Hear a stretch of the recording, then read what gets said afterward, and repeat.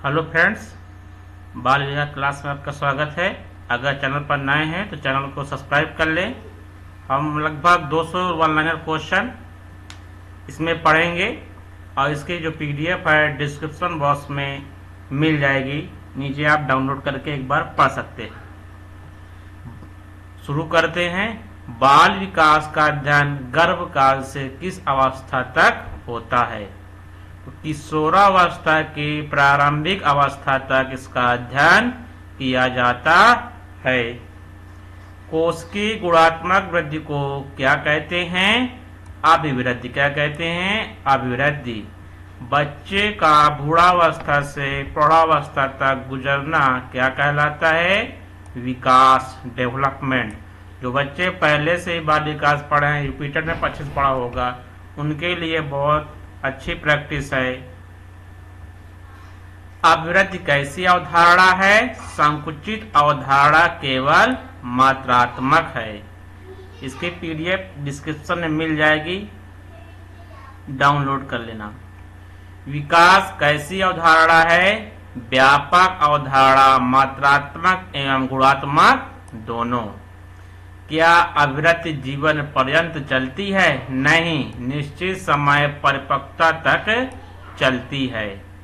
क्या विकास जीवन पर्यंत सतत चलता है? हाँ, निरंतर चलता है। किसका मापन प्रत्यक्ष रूप से संभव है? अभिवृद्धि यानी ग्रोथ का। किसका मापन कठिन एवं निरीक्षण द्वारा होता है? किसका होता है? विकास का।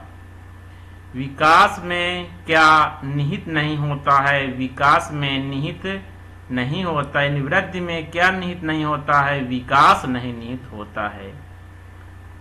अब देखिए, विकास में क्या निहित होता है? विकास में वृद्धि निहित होती है। बाल विकास के सिद्धांतों में मस्तकाधोमुखी क्रम क्या है? विकास सिर से पैर की ओर होता है, सिफाइलोकोडियल। समीपक विकास क्रम प्रॉक्सिमोडिस्टल क्या है? विकास केंद्र से बाहर की ओर होता है। विकास लंबवत न होकर कैसा होता है? चक्राकार यानी वर्तुलाकार हमारा विकास होता है। बालक का विकास किसका गुणनफल होता है? अनुवस्था तथा वातावरण यानी वुडवर्थ की परिभाषा ये है। बीजमैन की निरंतरता का सिद्धांत किसने दिया? बीजमैन जर्मनी ने दिया। अर्जित गुणों के संक्रमण का सिद्धांत किसने दिया? लैमार्क ने दिया।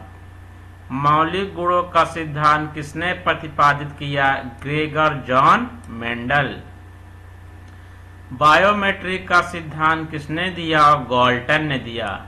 प्राकृतिक चयन का सिद्धांत किसने प्रतिपादित किया? चार्ल्स डार्विन ने किया।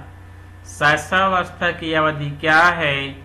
जन्म से 6 वर्ष तक। बहुत फास्ट रिवीजन कर रहे हैं आपके। बाल्यावस्था की अवधि क्या है? 7 वर्ष से 12 वर्ष तक। किशोरावस्था की अवधि क्या है? 13 वर्ष से 18 वर्ष तक। प्रौढ़ावस्था कब से प्रारंभ होती है? 19 वर्ष के बाद। शैशवावस्था को सीखने का आदर्श काल किसने कहा? वैलेंटाइन ने। शैशवावस्था जीवन का महत्वपूर्ण काल है, या किसका कथन है? न्यूमैन का। किसका है?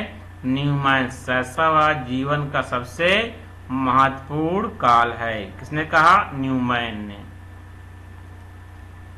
बालक को जो कुछ भी बनना होता है वह 4-5 वर्ष में बन जाता है। यह कथन किसका है?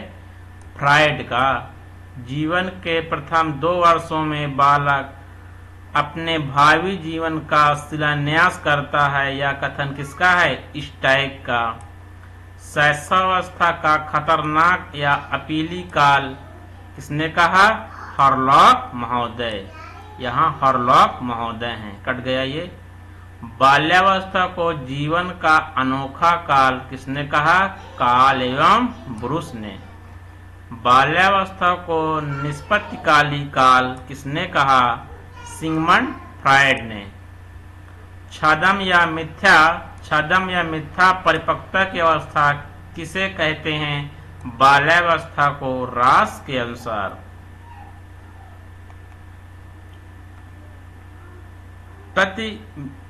प्रतिबंधात्मक सामाजिकरण की अवस्था किसे कहा जाता है? बाल्यावस्था, किलपैट्रिक के अनुसार। गैंग एज टोली की अवस्था किस अवस्था को कहते हैं? बाल्यावस्था को कहते हैं। शायद ही ऐसा कोई बालक हो जिसे 10 वर्ष का बालक न खेलता हो, किसने कहा? स्ट्रेंग ने। बालक में भ्रमण एवं साहसिक कार्य की प्रति में वृद्धि होती है, किसने कहा? बार्ट ने। 6 से 12 वर्ष की अवधि की अपूर्ण विशेषता मानसिक रुचियों में स्पष्ट परिवर्तन है, यह किस कथन किसका है? काउल एवं ब्रूस का। बाल्यावस्था को काम की प्रसुप्तावस्था किसने कहा? सिगमंड फ्रायड ने, मनोलैंगिक वाले। किशोरावस्था को जीवन का सबसे कठिन काल किसने कहा? किलपैट्रिक ने। जहां चैनल सब्सक्राइब किया जाता उसी के बगल में एक डिस्क्रिप्शन होता है जिसमें वीडियो का किसके बारे में वीडियो लिखा रहता है। वहां जब क्लिक करोगे, नीचे जब खोलोगे, वहीं आपको पीडीएफ मिल जाएगी निःशुल्क। किशोरावस्था को तूफान एवं संघर्ष का तनाव का काल किसने कहा? Stanley hall. घनिष्ठ और व्यक्तिगत मित्रता उत्तर किशोरावस्था की विशेषता है, यह कथन किसने कहा? वैलेंटाइन ने। किशोरावस्था, बाल्यावस्था व प्रौढ़ावस्था, यानी किशोरावस्था, बाल्यावस्था, प्रौढ़ावस्था के मध्य परिवर्तन काल है, किसने कहा? कुहलन ने। किशोरावस्था को निर्णय का कोई अनुभव नहीं होता, यह कथन किसका है? स्किनर ने। किशोरावस्था में निर्णय का कोई अनुभव नहीं होता, इसने कहा? स्किनर ने।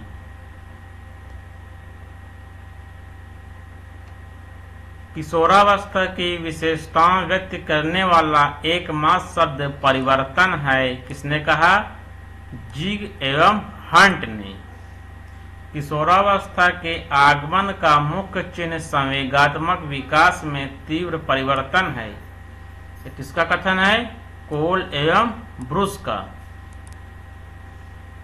शिशु के जन्म के समय भार कितना होता है औसतन? लगभग 7 पाउंड। बाल्यावस्था में भार कितना होता है? 80 से 95 पाउंड। किशोरावस्था में भार लड़कियों की तुलना में लड़कों का कितना अधिक होता है? 25 पाउंड अधिक। नवजात शिशु की कुल लंबाई कितनी होती है? लगभग 20.5 इंच लड़का की और लगभग 20.3 इंच लड़की की। जन्म के समय सिर की लंबाई शरीर की लंबाई का कितना होता है? लगभग 1/4 भाग। नवजात शिशु में हड्डियों की संख्या लगभग कितनी होती है? लगभग 270। बाल्यावस्था में हड्डियों की संख्या कितनी होती है? लगभग 350। किशोरावस्था में पूर्ण होने पर हड्डियों की संख्या कितनी रह जाती है? 206। अस्थिकरण की प्रक्रिया क्या है? हड्डियों का सुदृढ़ होना। शिशु के जन्म के समय दांत होते हैं या नहीं? कोई दांत नहीं होती, सभी बच्चे जानते हैं। किशोरावस्था के अंत तक कितने दांत आ जाते हैं? लगभग 32 दांत आ जाते हैं। श्वसन क्रिया नवजात शिशु में 1 मिनट में कितनी बार होती है? श्वसन क्रिया लगभग 35 से 50 बार। श्वसन क्रिया की, हृदय की धड़कन नहीं है, श्वसन क्रिया है, 35 से 50 बार। बाल्यावस्था में श्वसन क्रिया 1 मिनट में कितनी बार होती है? लगभग 27 से 28 बार। किशोरावस्था में श्वसन क्रिया 1 मिनट में कितनी बार होती है? लगभग 15 से 18 बार। कोई बच्चे समझ रहे हैं ये हृदय की धड़कन है, हृदय की धड़कन नहीं, ये श्वसन क्रिया है। नवजात शिशु में हृदय की गति 1 मिनट में कितनी होती है? लगभग 140 बार। बाल्यावस्था में हृदय की गति 1 मिनट में कितनी होती है? लगभग 85 बार। किशोरावस्था में हृदय की गति 1 मिनट में कितनी होती है? लगभग 72 बार। बालिकाओं में मासिक धर्म की शुरुआत किस अवस्था में होती है? किशोरावस्था में लगभग 12 से 13 वर्ष की आयु में। बालकों में स्वप्न दोष की प्रक्रिया किस अवस्था में होती है? किशोरावस्था में। जीवन कौशल क्या है? सकारात्मक व्यवहार की क्षमताएं तो जीवन की मांगों और चुनौतियों का सामना करने में मदद करती है। WHO के अनुसार जीवन कौशल कितने प्रकार के हैं? कितने प्रकार के? 10 प्रकार के। पिछले वीडियो में पढ़ा गया कितने प्रकार के जीवन कौशल? 10 प्रकार के। आप चाहे जाके देख लें, उसकी PDF आपको मिल जाएगी। यूनिसेफ के अनुसार जीवन कौशल क्या है? केंद्रीय योग्यताओं का एक संघ है। केंद्रीय योग्यताओं का एक संघ है। जीवन कौशल कैसी प्रक्रिया है? आजीवन चलने वाली प्रक्रिया है।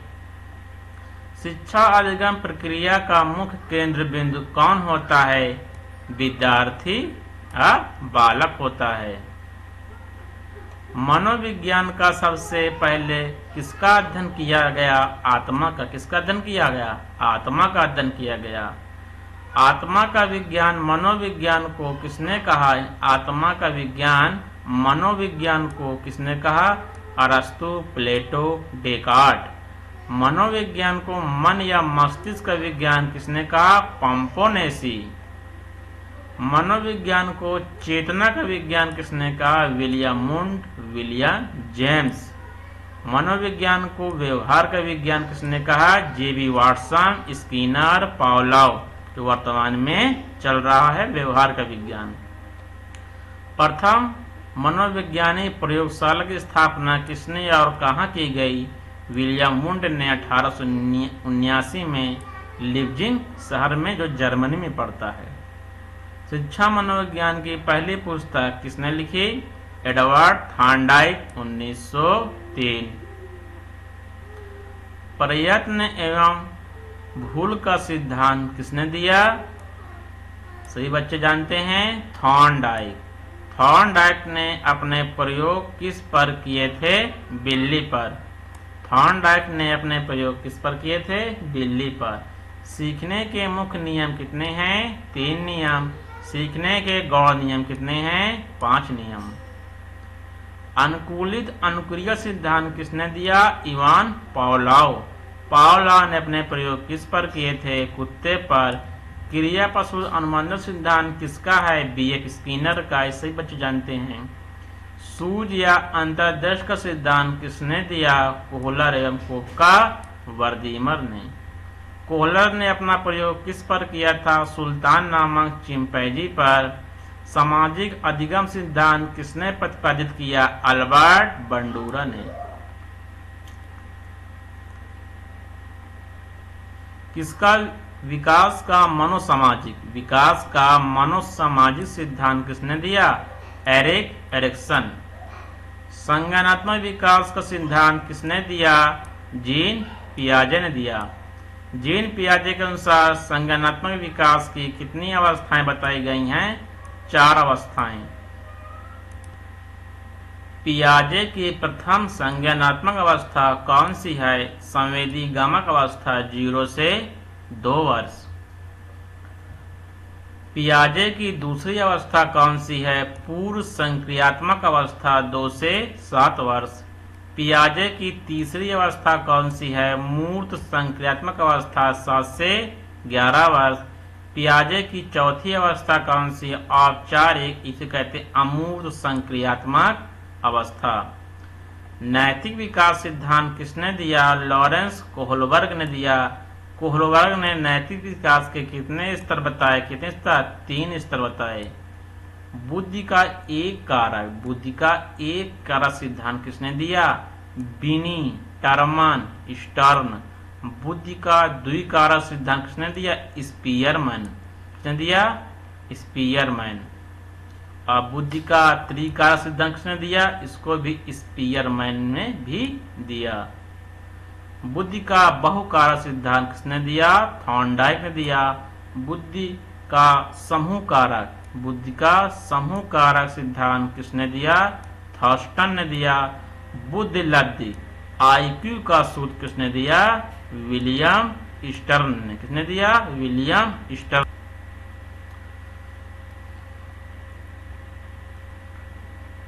बुद्धि लब्धि ज्ञात करने का आधुनिक सूत्र क्या है? इसका सूत्र है मानसिक आयु बटे वास्तविक आयु इंटू 100। सामान्य बुद्धि वाले बालक का IQ कितना होता है? 90 से 110। प्रतिभाशाली बालक का IQ कितना होता है? 140 से अधिक। मंद बुद्धि बालक का IQ कितना होता है? 50 से 70।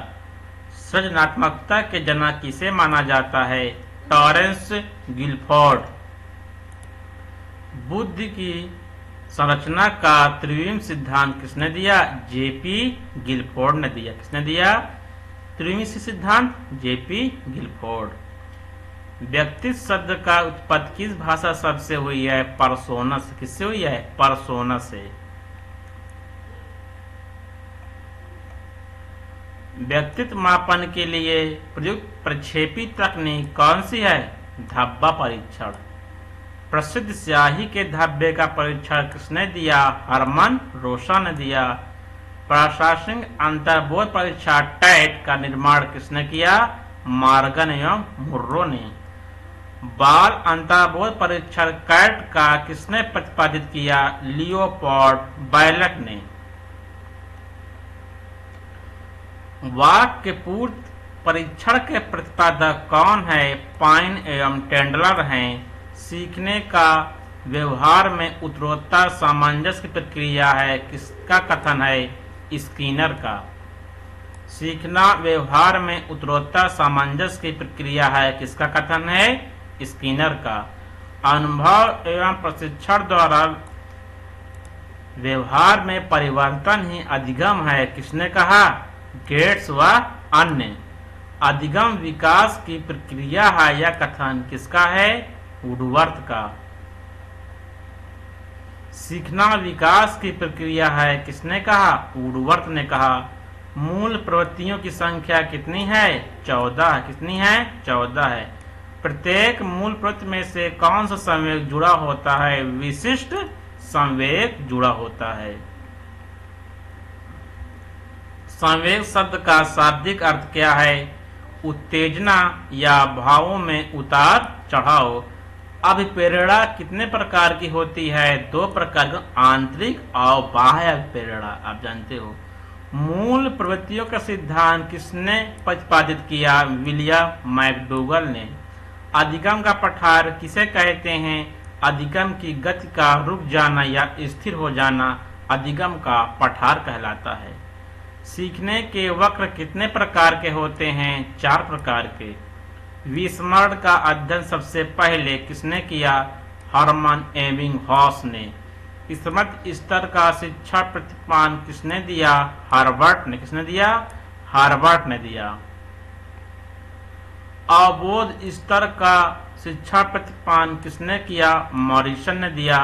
चिंतन स्तर का शिक्षण प्रतिपादन किसने दिया? हंट ने दिया। किसने दिया? हंट। सूक्ष्म शिक्षण के जनक कौन है? Dwight W Allen. Dwight W Allen ये विश्व के हैं। अब भारत में सूक्ष्म शिक्षण के सबसे पहले प्रयोग किसने किया? D.W. तिवारी पासी ने।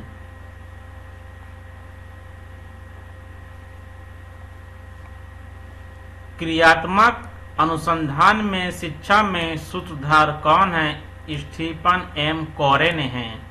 निःशुल्क एवं अनिवार्य बाल शिक्षा अधिकार अधिनियम कब लागू हुआ? 1 अप्रैल 2010 को। भारतीय संविधान में किस अनुच्छेद में शिक्षा अधिकार है? अनुच्छेद 21 का। राष्ट्रीय पाठचर्या रूपरेखा NCF नेशनल करिकुलम फ्रेमवर्क 2005 के अध्यक्ष कौन थे? प्रोफेसर यशपाल थे। कौन थे? प्रोफेसर यशपाल। NCF 2005 का मुख्य सूत्र क्या है? बिना बोझ के शिक्षा। समावेशी शिक्षा का क्या अर्थ है? समान विशिष्ट बालकों को एक साथ शिक्षा देना। विशिष्ट बालक कौन होते हैं? वे बालक जो समान बालकों से भिन्न होते हैं। प्रतिभाशाली बालकों की पहचान के लिए सर्वोत्तम विधि कौन सी है? बुद्धि परीक्षण एवं शिक्षण मूल्यांकन। अधिगम अक्षमता के लिए कौन सा शब्द प्रयुक्त होता है? Dyslexia, dysgraphia. डिसलेक्सिया जो पठन संबंधी है, डिस्ग्राफिया जो लेखन संबंधी है। पठन संबंधी विकार को क्या कहते हैं? डिसलेक्सिया। पठन संबंधी विकार को कहते हैं डिसलेक्सिया। लेखन संबंधी डिस्ग्राफिया कहते हैं।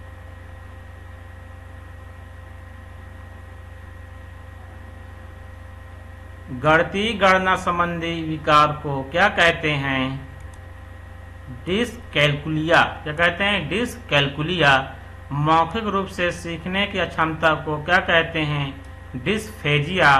तनाव या चिंता संबंधी विकार को क्या कहते हैं? डिस्थीमिया कहते हैं। शारीरिक कौशल संबंधी विकार को क्या कहते हैं? डिस्प्रेक्सिया। शारीरिक जो कौशल संबंधी विकार को क्या कहते हैं? डिस्प्रेक्सिया। संवेग व्यक्ति के उत्तेजित दशा है या परिभाषा किसने दिया? वुडवर्थ ने दिया। मूल प्रत्यय की जिज्ञासा का संबंध किस संवेग से है? आश्चर्य। पलायन मूल प्रत्यय का संबंध किस संवेग से है? भय से। युयुत्सा मूल प्रत्यय का संवेग क्या है? क्रोध। क्या है? क्रोध। संतोष या आत्मीयता का संबंध किस मूल प्रत्यय से है? समीपता या स्नेह से है। बुद्धि का त्रिआयामी 3D सिद्धांत किसने दिया? गिलफोर्ड ने दिया। बुद्धि का तरल ठोस सिद्धांत किसने दिया? आरबी कैटल ने दिया। किसने दिया? RB cattle. बहुबुद्धि का सिद्धांत किसने दिया? हार्वर्ड गार्डनर ने दिया। हार्वर्ड गार्डनर कितने प्रकार की बुद्धि बताई? 9 प्रकार की। संवेगात्मक बुद्धि शब्द का सबसे पहले प्रयोग किसने किया? पीटर सोलोवे एवं जॉन मेयर। शिक्षा में खेल प्रणाली के जन्मदाता कौन है? फ्रेडरिक फ्रोबेल हैं। मॉन्टेसरी विधि के जन्म प्रतिपादक कौन है? मरियम मॉन्टेसरी हैं। प्रोजेक्ट पद्धति के जनक कौन है? किलपैट्रिक महोदय हैं। अन्वेषण के आर्मस्ट्रांग है और प्रश्नोत्तर के सुकरात हैं। समाज मित्र विधि के प्रतिपादक कौन है? J.L. मोरेनो हैं। डिफरेंशियल साइकोलॉजी पुस्तक के लेखक कौन हैं? गॉल्टन हैं। अधिगम का पठार क्यों बनता है? थकान, रुचि की कमी, प्रेरणा का अभाव, तब पठार बनता है। बाल अपराध के प्रमुख कारण क्या हैं? वंशानुक्रम का खराब वातावरण, गरीबी। किंडरगार्टन विधि के सीखने की मुख्य आधार क्या है? खेल एवं गतिविधियां के अनुसार। अंधे बालकों के पढ़ने के लिए किस लिपि का प्रयोग होता है? ब्रेल लिपि का होता है। ब्रेल लिपि में कितने बिंदुओं पर आधारित वर्ण होते हैं? 6 अब उभरे हुए बिंदुओं पर होता है। संज्ञानात्मक विकास के क्षेत्र में किस मनोवैज्ञानिक का नाम सर्वोपरि है? जीन पियाजे का है। भाषा विकास की संबंधित नाम चोम्स्की से है। चोम्स्की के अनुसार भाषा विकास जन्मजात क्षमता है। भाषा अर्जन यंत्र लैड। मनोविज्ञान का जनक किसे माना जाता है? विलियम जेम्स अरस्तु को माना जाता है। किशोरावस्था बड़े संघर्ष तनाव की अवस्था किसने कहा? स्टैनले हॉल ने कहा। किशोरावस्था अधिगम स्थानांतरण क्या है? जब पूर्व ज्ञान पर नए ज्ञान को सीखने में सहायता करे, ये सकारात्मक अधिगम है। नकारात्मक अधिगम जब पूर्व ज्ञान नए ज्ञान में बाधा डाले। शून्य अधिगम का स्थानांतरण क्या? जब कोई प्रभाव न पड़े। सीखने के नियम किस मनोवैज्ञानिक ने दिए? थॉर्नडाइक ने दिए। शिक्षा सूत्र का प्रतिपादन किसने दिया? कॉमेनियम एवं हर्बर्ट ने दिया। प्राथमिक स्तर पर शिक्षक छात्र अनुपात कितना होता है? 1:30। उच्च में 1:35 होता है। अपर प्राइमरी में प्राथमिक स्तर पर न्यूनतम कार्य घंटे कितने हैं? 800 घंटे, लगभग 200 दिन। उच्च प्राथमिक स्तर में न्यूनतम कार्य घंटे कितने होते हैं? 1000 घंटे या 220 दिन। सृजनात्मकता का मुख्य विशेषता क्या है? मौलिकता और अपसारी सोच है। अभिसारी सोच किससे संबंधित है? सामान्य बुद्धि बालक और पारंपरिक समाधान से है। अपसारी सोच किससे संबंधित है? सृजनात्मकता से है। शिक्षण को प्रभावशाली बनाने का महत्वपूर्ण घटक क्या है? छात्र की सक्रिय भागीदारी ही है। अगर चैनल पर नए हैं तो टारगेट नेक्स्ट स्टडी चैनल को सब्सक्राइब कर लें। अगला वीडियो फिर अपलोड करेंगे पीडीएफ के साथ। थैंक्स फ्रेंड, वीडियो वॉच करने के लिए धन्यवाद।